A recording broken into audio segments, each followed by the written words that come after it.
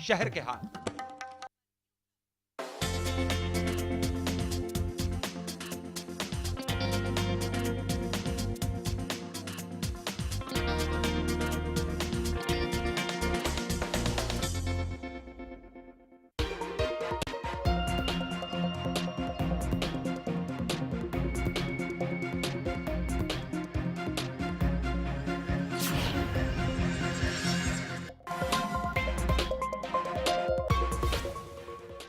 PM Modi ने किया Delhi Meerut expressway का शिलान्यास। कहा पश्चिमी यूपी ही नहीं, यमुनोत्री गंगोत्री तक भी पहुंचना होगा आसान।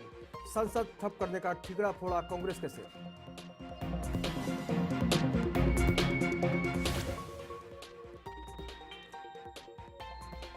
दिल्ली में ऑड इवन फार्मूले का ट्रायल हुआ फेल। अफसर और वॉलंटियर्स के नहीं आने से हुई 1.5 घंटे की देरी, लेकिन ट्रांसपोर्ट मंत्री ने कहा तैयारी है पूरी।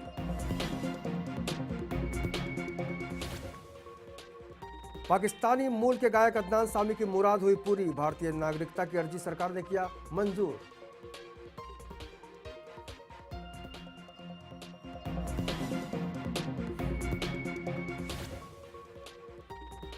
देश भर में नए साल के जश्न की तैयारी। बर्फ से ढके गुलमर्ग में पहुंचे हजारों सैलानी। हर जगह सुरक्षा के कड़े इंतजाम।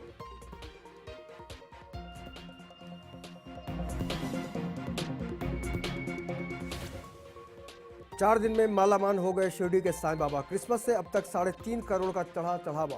तोहफे में मिला 3.5 किलो सोना और 10 किलो चांदी।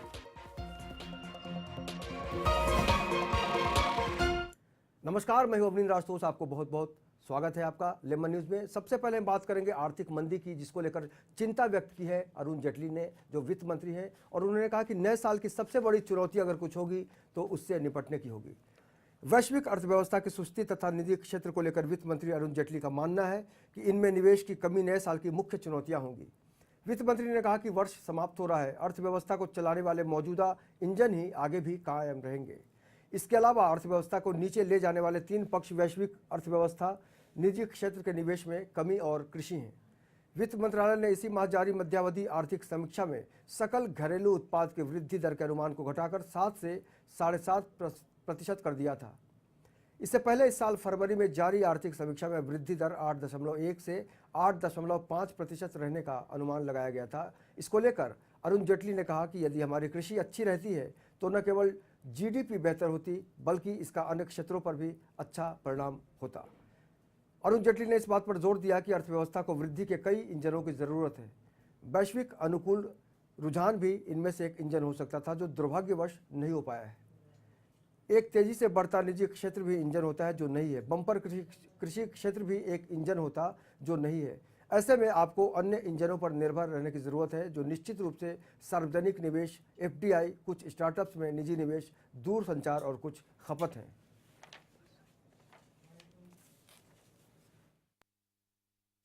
प्रगति का स्तर है 7-7.5% का, ये तब है जब दुनिया में बिल्कुल आर्थिक प्रगति रुकी हुई है। इसको कम से कम 1-1.5% और बढ़ाना है। आने वाले साल में वेज बोर्ड का जो भार है वो 1,02,000 करोड़ है। ओआरओपी का भी भार है। उस भार को बर्दाश्त करने की क्षमता तब होगी जब आर्थिक प्रगति होगी। There is a राष्ट्रीय स्वास्थ्य बीमा योजना number 1 and second one is आम आदमी बीमा योजना, third one is old age pension, fourth one is प्रधानमंत्री जन सुरक्षा योजना, प्रधानमंत्री जीवन ज्योति बीमा योजना, अटल पेंशन योजना. All these schemes will be converged into the smart card. With the smart card, all the unorganized workers can get the availability of social security.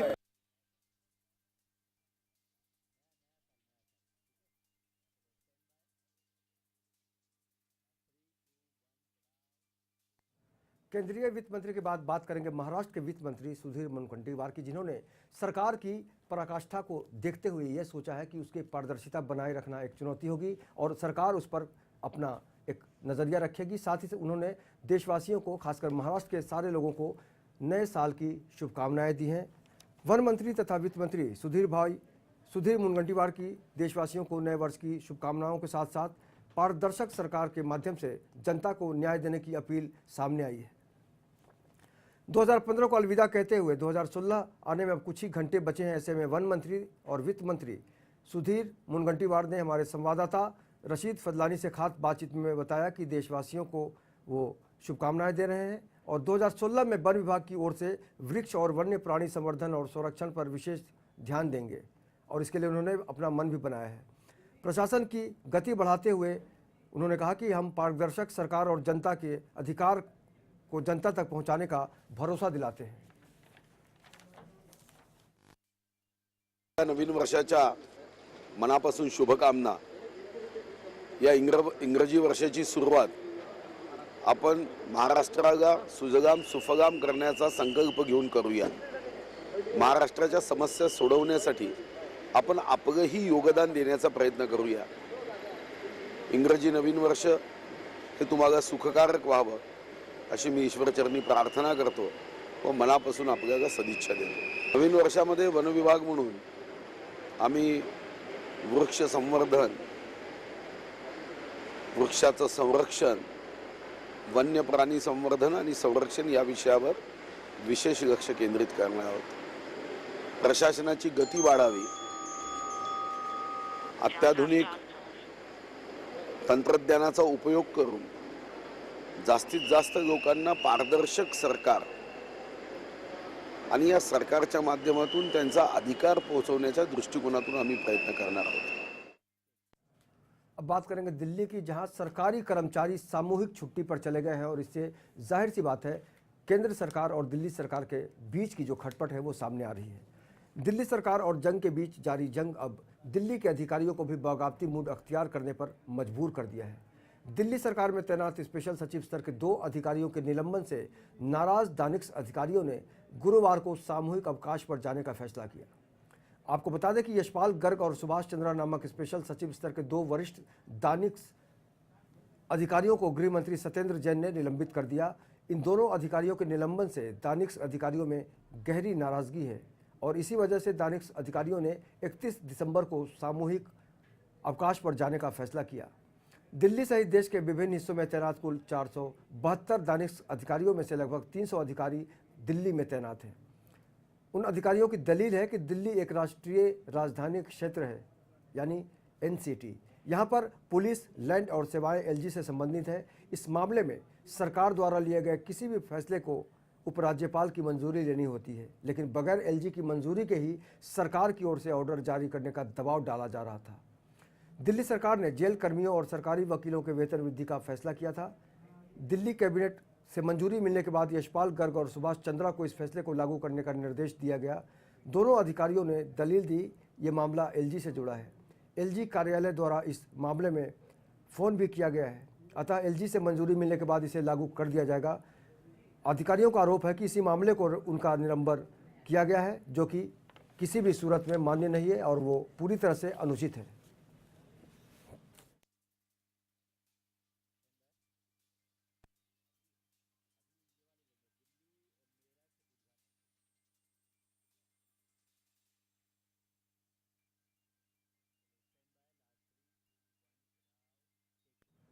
बढ़ते हैं आगे। जिस तरह से देश के प्रधानमंत्री ने कहा है कि सबका साथ सबका विकास, उसी तर्ज पर उन्होंने एक कदम आगे बढ़ाते हुए दिल्ली और मेरठ के लिए एक्सप्रेसवे हाई का एक बहुत ही शानदार उद्घाटन किया। उन्होंने दिल्ली से मेरठ जाने के लिए नए एक्सप्रेसवे का शिलान्यास आज प्रधानमंत्री नरेंद्र मोदी ने किया। इस अवसर पर उन्होंने विकास के लिए रफ्तार को सबसे अहम और ज़रूरी बताया। उन्होंने गाँवों के विकास में सड़क की भूमिका का भी जिक्र किया और पूर्व प्रधानमंत्री अटल बिहारी वाजपेयी की स्वर्णिम चतुर्भुज योजना और प्रधानमंत्री ग्राम सड़क योजना की जमकर सराहना की। इसी बीच केंद्रीय परिवहन मंत्री नितिन गडकरी ने कहा कि निजामुद्दीन ने मेरठ तक एक्सप्रेस का काम जल्द ही शुरू होगा। डासना तक ये नेशनल हाईवे 24 यानी NH 24 के साथ ही गुजरेगा। आपको बता दें कि NH 24 नई दिल्ली से लखनऊ तक जाने वाला NH है। इसकी लंबाई 438 किलोमीटर है। ये एशिया हाईवे 2 का एक अंग भी है। एशियन हाईवे 13,177 किलोमीटर लंबा हाईवे है जो इंडोनेशिया के डेनस पर से ईरान के खोसरवी तक जाएगी। कई देशों से होकर गुजरने वाले इस हाईवे को विभिन्न देशों के NH से जोड़ा जा रहा है। इसी क्रम में भारत में इसे NH 24 से जोड़ने का प्रस्ताव है। इस अवसर पर नितिन गडकरी ने कहा कि NH-24 का भी चौड़ीकरण किया जाएगा। गडकरी ने कहा कि डासना तक ये एक्सप्रेस वे 14 लेन का होगा, जबकि उसके बाद ये 10 लेन का हो जाएगा। इस रास्ते पर जाम की व्यवस्था से लोगों को निजात मिलेगी जो आए दिन परेशान होते रहते हैं। गडकरी ने कहा कि हाईवे के बगल में साइकिल ट्रैक भी बनाया जाएगा। दिल्ली से मेरठ का सफ़र जो 2.5 से 3 घंटे का एक्सप्रेसवे बन जाने के बाद ये महज 45 मिनटों में सिमट जाएगा। गडकरी ने दावा किया कि 2.5 साल में ये पूरा प्रोजेक्ट जनता के सामने आएगा और ये पूरा हो पाएगा। अगर हम लागत और फायदे की बात करें तो आपको बता दें कि 74 किलोमीटर तक बनने वाले इस दिल्ली मेरठ एक्सप्रेसवे के निर्माण में 7,566 करोड़ रुपए की लागत आएगी। दिल्ली डासना मेरठ एक्सप्रेसवे का शिलान्यास आज प्रधानमंत्री नरेंद्र मोदी ने कर दिया है। इसके साथ ही NH-24 के भी चौड़ीकरण का प्रस्ताव है। NH-24 में लेन बढ़ाए जाने से एक साथ 3 राज्यों को फायदा मिलेगा। इसमें दिल्ली, यूपी और उत्तराखंड शामिल है। एक्सप्रेस वे बनने के बाद लखनऊ, बरेली, नैनीताल आने जाने वाले लोगों को बहुत ही राहत मिलने वाली है। इससे गाज़ियाबाद और नोएडा की ट्रैफिक व्यवस्था और भी बेहतर हो जाएगी और घंटों लगने वाले जाम से लोगों को छुटकारा मिल जाएगा।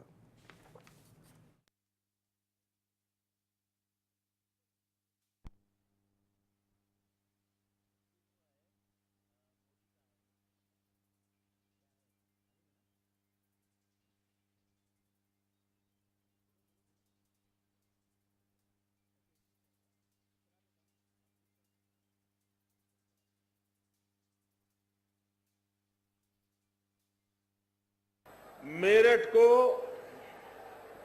विशेष रूप से याद किया जाता है। 1857 के स्वातंत्र संग्राम में मेरठ ने गुलामी से मुक्ति का मार्ग दिखाया था और आज दिल्ली से मेरठ का ये एक्सप्रेस हाईवे प्रदूषण से मुक्ति का मार्ग दिखा रहा है।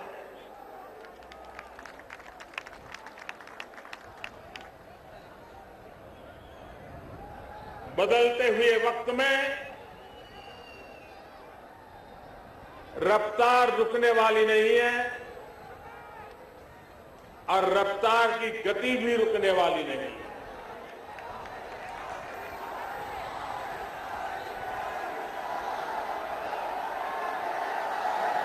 जब ये निश्चित है कि रफ्तार तेज होने वाली है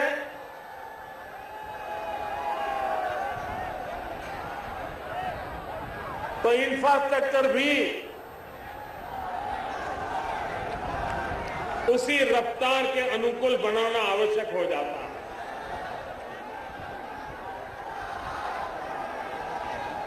आज से 20 साल 30 साल पहले अगर गांव में किसी किसान से बात होती थी तो गांव के लोग क्या कहते थे? वो कहते थे साहब इस बार अगर सूखे का कोई काम निकलता है तो हमारी तरफ काम शुरू करवाइए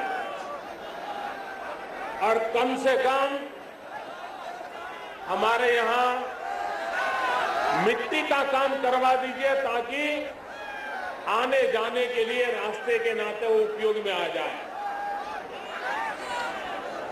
25-30 साल पहले हमारे देश का गांव का व्यक्ति सिर्फ 2 गांव के बीच मिट्टी का काम करवाने के लिए मांग करता था ताकि आने जाने की सुविधा हो, मिट्टी लग जाए तो। लेमन न्यूज में अभी वक्त है एक छोटे से ब्रेक का। ब्रेक के बाद हाजिर होंगे कुछ और खबरों के साथ। तब तक देखते रहिए लेमन न्यूज।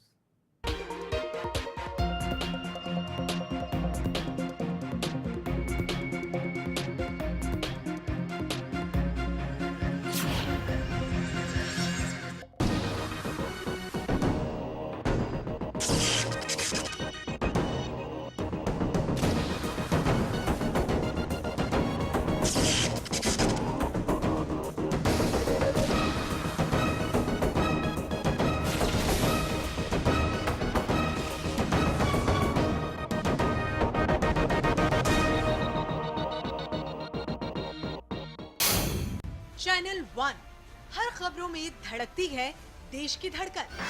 देश का तेजी से बढ़ने वाला आपका अपना news channel, channel one news अब डिश टीवी के DTH पर भी उपलब्ध। तो देखते रहिए channel one news, channel number 567 पर। आपके घर आंगन से आपके अपनों का हाल, गांव की बातें, शहर के हाल, सियासत की सरगर्मी और बदलते मौसम का हाल, यानी देश की खबर परदेश में।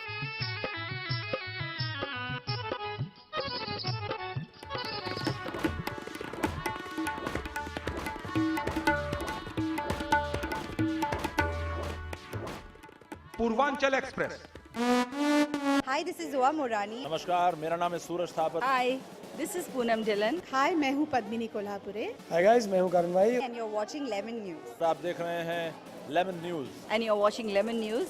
और आप देख रहे हैं लेमन न्यूज.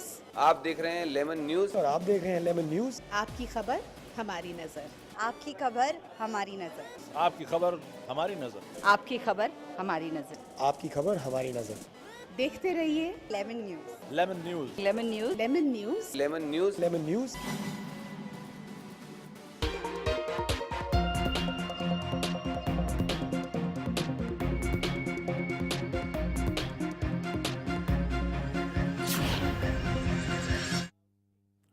ब्रेक के बाद आपका बहुत बहुत स्वागत है। अब हम बात करेंगे नांदेड़ में लगातार जिस तरह से किसानों की आत्महत्या के मामले सामने आ रहे हैं, ऐसे में समझा जा सकता है कि इस देश का अन्नदाता लगातार परेशानियों से जूझ रहा है। सूखे की मार झेल रहे महाराष्ट्र के नांदेड़ ज़िले में 200 के करीब किसानों ने आत्महत्याएं की हैं। अगर हम सरकारी आंकड़ों की माने तो 150 के करीब किसानों ने आत्महत्याएं की हैं, और निजी आंकड़ों की अगर हम माने तो सन 2015 में 200 के आसपास किसानों ने आत्महत्या की है। हाल ही में किनवट तहसील के सारखनी नामक गांव में मधुकर सक्रू राठौड़ नामक किसान ने जहर पीकर अपनी जान दे दी है। पर दुख की बात यह है कि इस किसान की आत्महत्या की तस्दीक करने वाली लिखावट यहाँ के पुलिस थाने में है ही नहीं, यानी कोई रिकॉर्ड नहीं है कि इसने आत्महत्या की है। इस मृतक के किसान की पत्नी, यानी मृतक किसान की पत्नी के नाम पर 5 एकड़ ज़मीन है जिस पर खेती होती है और उस पर कर्ज भी है। फसल ठीक नहीं होने के कारण इस किसान ने आत्महत्या कर ली। ऐसे गंभीर मामलों की ओर पुलिस के आला अधिकारी और जिला प्रशासन को विशेष ध्यान देने की ज़रूरत तो होनी चाहिए, लेकिन उसमें लगातार कमी आती रही है और यही कारण है कि एक निराशा ने उनके भीतर स्थान बना लिया है और आत्महत्याओं का जो दौर है वो लगातार बढ़ता जा रहा है। गौरतलब है कि नांदेड़ के जिलाधिकारी सुरेश ककानी ने आत्महत्या रोकने के लिए जन जागृति और मजदूरों के लिए मजदूरी मुहैया करवाने पर विशेष ध्यान दिया है, लेकिन इसका जो परिणाम सामने आना चाहिए उसको लेकर अभी भी स्थितियां सामान्य नहीं हैं।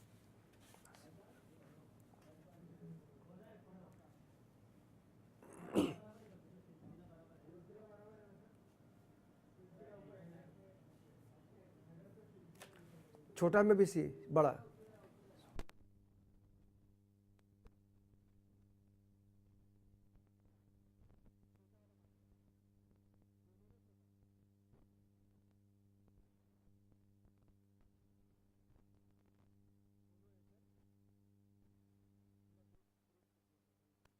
तो किसानों की आत्महत्याओं का सिलसिला लगातार बढ़ता जा रहा है और इस पर जिस तरह से दावे किए जाते हैं सरकार की तरफ से, प्रशासन की तरफ से मदद की बातें सामने आती है, लेकिन सच्चाई यही है कि नांदेड़ में तकरीबन 200 के आसपास किसानों ने आत्महत्याएं कर ली हैं। जाहिर सी बात है, उनकी जो स्थिति है, ज़मीन है, उनके पास खेती है, लेकिन खेती ढंग से नहीं हो पाती है और यही कारण है कि उस खेत में अनाज उपजाने के लिए उनके ऊपर कर्ज का बोझ चढ़ जाता है और जब वो कर्ज चुकाने की स्थिति में नहीं होते हैं तो फ्रस्ट्रेशन में आके उनका जो अगला कदम होता है वो होता है अपनी ज़िंदगी को ख़त्म करने का। और यही कारण है कि अगर हम सरकारी आंकड़ों की बात करें तो उसमें लगभग 150 किसानों का जो पूरा मामला है आत्महत्या करने का वो सिलसिलेवार ढंग से मिलता है, लेकिन बाकी इस तरह की जो आत्महत्याएँ हो रही है उनको सरकारी स्तर पर आंकड़ों में दर्ज नहीं किया जा रहा है। ये बहुत ही हैरान करने वाली बात है, क्योंकि अगर कोई किसान आत्महत्या करता है और उसका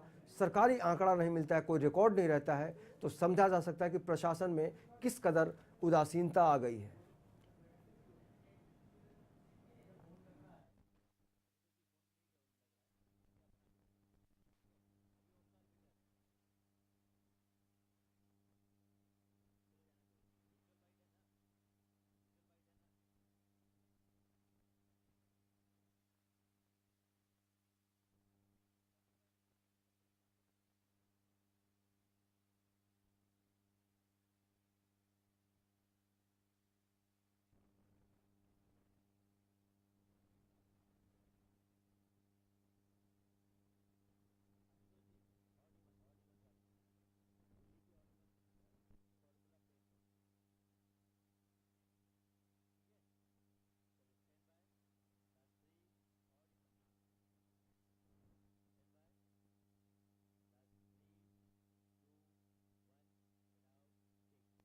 अब बात करेंगे दिल्ली की ऑड इवन गाड़ी को लेकर। जिस तरह से माहौल बनाया गया था, वो 10 मिनट भी उसमें सफलता नहीं मिली, और कुल मिलाकर कहा जा सकता है कि पूरी जो योजना थी उसको लोगों ने वो प्रतिसाद नहीं दिया जिसकी कल्पना की थी अरविंद केजरीवाल ने, जो मुख्यमंत्री हैं। राजधानी में लागू हुए ऑड इवन फार्मूले का ट्रायल रन गुरुवार को 10 मिनट भी नहीं चल पाया। ट्रांसपोर्ट मिनिस्टर गोपाल राय को सुबह 9 बजे ट्रायल शुरू कराने आरटीओ पहुंचना था, लेकिन मीडिया की खबरों के अनुसार वे 10 बजे पहुंचे, यानी खुद मंत्री जी लेट हो गए। मिनटों में ट्रायल खत्म करने पर आम आदमी ने इस तरह से दलील दी कि आप विधायक आदर्श शास्त्री ने कहा कि सभी तैयारियां बुधवार को पूरी हो चुकी थी, इसलिए 10 मिनट से ज़्यादा ट्रायल रन की ज़रूरत नहीं थी। आपको बता दें कि ऑड इवन का जो फार्मूला है वो 1 से 15 जनवरी तक लागू होने वाले हैं, और इसके मुताबिक 0, 2, 4, 6 और 8 इसको इवन नंबर्स माना जाएगा, और इस नंबर से खत्म होने वाले नंबरों वाली कारें एक दिन चलेंगी। और दूसरा जो है ऑड नंबर है वो है 1, 3, 5, 7 और 9। ये नंबर खत्म होने वाले नंबर, यानी आखिरी का जो ये नंबर होगा 1, 3, 5, 7, 9, वो कारें दूसरे दिन चलेंगी। और अगर इस नियम को अगर किसी ने तोड़ने का काम किया है तो उस फिलहाल ट्रायल के दौरान किसी का चालान नहीं काटा जाएगा। अगर कल से कोई ऑड इवन का नियम तोड़ेगा तो उसे 2000 रुपये फाइन देना होगा। और ट्रांसपोर्ट डिपार्टमेंट की 66 एनफोर्समेंट टीम और सब डिविजनल मजिस्ट्रेट की 27 टीमें इसके लिए तैनात होंगी। 5700 civil defence personnel, 1000 NCC cadets, national service scheme के 1000 वॉलंटियर्स भी इस काम के लिए सड़कों पर उतरेंगे। 4700 डीटीसी बसें रोजाना 40,000 फेरे लगाती हैं दिल्ली में। इन बसों से करीब 45 लाख लोग रोजाना सफ़र करते हैं। कल से 3000 एक्स्ट्रा बसें, यानी अतिरिक्त बसें नोएडा सेक्टर 63 और गुड़गांव इफ्को चौक को दिल्ली से जोड़ने का काम करेंगी।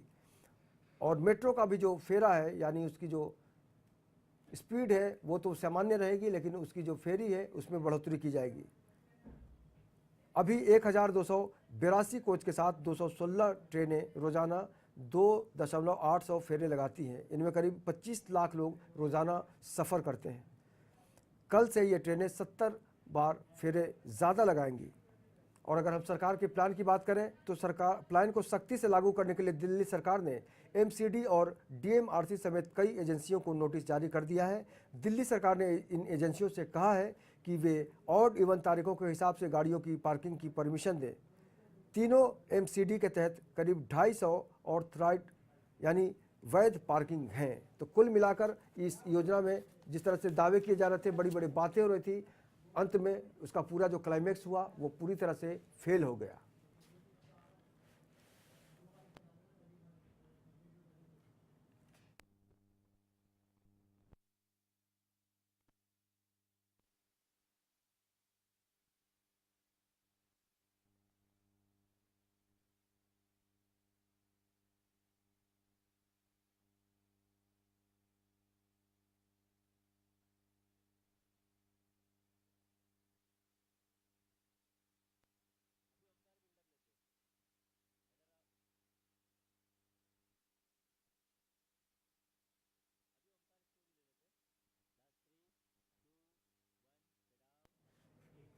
मुंबई में घर को लेकर हर किसी का अपना एक सपना होता है, लेकिन बिल्डरों की अगर हम माने तो बहुत सारे लोग उसको लेकर अपने अपने तरीके से रिएक्ट करते हैं। लेकिन एक ऐसा बिल्डर है जिनके साथ जनता भारी संख्या में आगे बढ़ने का मन बना चुकी है। मुंबई के जोगेश्वरी पूर्व इलाके की हम बात करेंगे, जहां के बांद्रा प्लॉट परिसर में पिछले कई सालों से विकास कार्य का काम बिल्डरों की उदासीनता के चलते रुक सा गया था। लेकिन कई साल बीतने के बाद आखिरकार सरकार द्वारा गरीबों को बसाने की योजना को स्वीकार करते हुए, यानी स्लम रिहेबिलिटेशन अथॉरिटी झोपड़पट्टी पुनर्विकास की जो बात की जा रही थी, उसको जोड़कर आप यहाँ पर उस पूरे मामले को समझ सकते हैं। आखिरकार सरकार द्वारा गरीबों को बसाने की योजना को स्वीकार करते हुए स्थानीय रहवासियों ने अपना समर्थन ओमकार बिल्डर को दे दिया है। जाहिर तौर पर ओमकार बिल्डर के लिए ये बड़ी ही अच्छी बात है, क्योंकि उनके साथ जनता का एक लंबा चौड़ा आंकड़ा उनके साथ जुड़ गया है और निश्चित रूप से कहा जा सकता है कि इस आंकड़े को लेकर ओमकार बिल्डर के अंदर भी काफ़ी खुशी होगी, जिससे भविष्य में जोगेश्वरी पूर्व स्थित बांद्रा प्लॉट परिसर के विकास का रास्ता साफ हो गया है। बस्ती में ये पूरी बस्ती जो है ये लगभग 7,000 की आबादी है और 7,000 की आबादी में 5,000 लोग जो है ये ओमकार 5,500 लोग ये ओमकार जो डेवलपर है इसके साथ में जुड़ चुके हैं। अब हम लोग ये सोचते हैं कि हमारा जीवन तो ठीक है जैसे तैसे गुजर गया इस घनी बस्ती में, और हमको खेलने का मैदान भी नहीं मिला, ना कभी नसीब में हमने गार्डन देखा, तो हम इस बस्ती में हमने अपना जीवन बसर किया। लेकिन हमारे आने वाली नस्ल कम से कम अच्छे माहौल में रहे, इसके लिए हम लोग डेवलपमेंट चाहते हैं। और सरकार ने जो 269 का एरिया दिया है वो सबको मंजूर है, सब सोच रहे हैं। हमारी जो है आज ये जो सिटी अभी आ रहा है डेवलपमेंट के लिए, आप सहमत हो? क्या लग रहा है आपको, सही कर रहा है? एकदम सही कर रहा है, वो हिसाब से हम लोग इसमें शरीक हो गए, समझ में आया ना। आज जितने भी हमारे जो आसपास के उन लोग भी शरीक हो रहे हैं इसके अंदर, और बिल्डर सबसे अच्छा। आज सर्वे कलेक्टर का सर्वे कंप्लीट हुआ है, जिसमें ज़्यादातर सहमति हमें मिली है और ज़्यादातर लोग हमारे साथ जुड़े हैं। और हमारी सोसाइटी का सिर्फ यही मकसद है कि हम एक अच्छी ज़िंदगी हमारे साथ जो जुड़े उन्हें मिले, एक अच्छा माहौल मिले, हमारे बच्चों को एक अच्छा स्टेटस मिले और हमारे बच्चे अच्छे पढ़ें। ये माहौल में हमें नज़र आ रहा है कि हमारे बच्चे तालीम नहीं ले पा रहे, उन्हें एक अच्छा एक शोभा नहीं मिल पा रहा है, तो काफ़ी प्रॉब्लम्स हैं एक हमारे समाज के साथ, जो हमारा माशरा है मुस्लिम माशरा। तो ये बस्ती से हमारे अब उनके सपनों को पंख लग सकता है। खबरों के सफर में फिलहाल इतना ही, लेकिन बाकी खबरों के लिए आप देखते रहिए लेमन न्यूज और मुझे दीजिए इजाजत। नमस्कार।